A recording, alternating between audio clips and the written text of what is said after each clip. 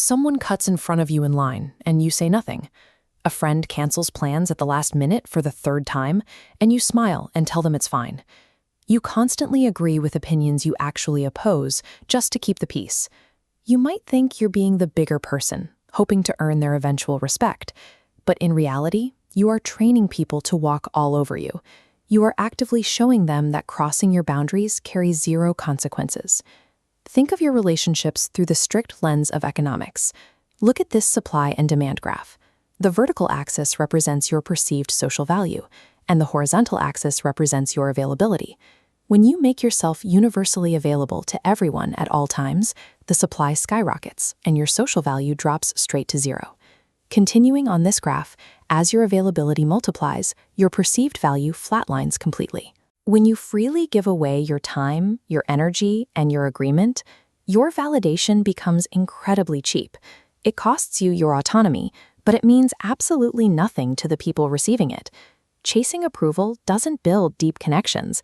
It rapidly bankrupts your own social leverage, leaving you with relationships where you do all the giving and they do all the taking.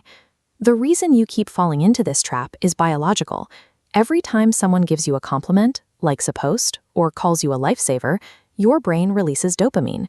You are locked in a literal chemical addiction to external approval. Manipulative people understand this transaction perfectly. They realize they can buy hours of your hard work, your compliance, and your endless favors with incredibly cheap verbal validation. They throw you a tiny scrap of praise, and you eagerly do whatever they want. Over 500 years ago, Niccolo Machiavelli decoded the exact antidote to this cycle of manipulation. Machiavelli laid down a strict paradox for maintaining power. It is far better to be feared than loved.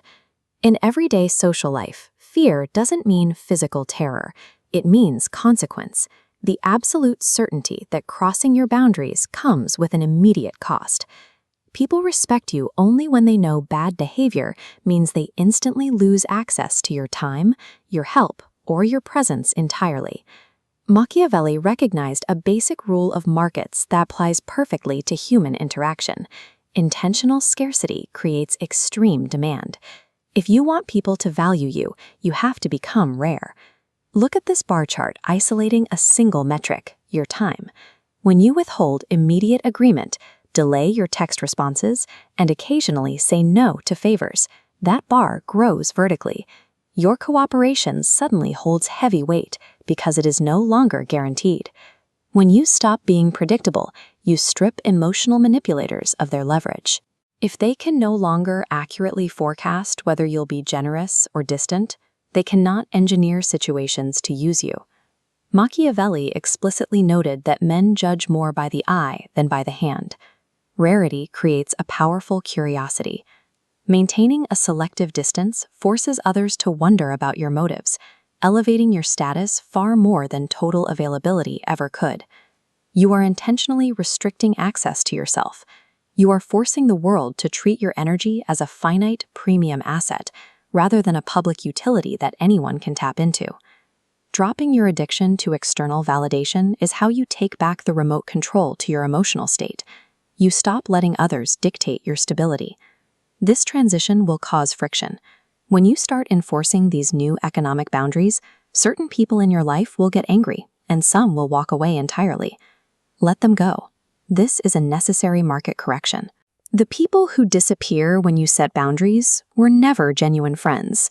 They were simply individuals exploiting a loophole in your previously free availability.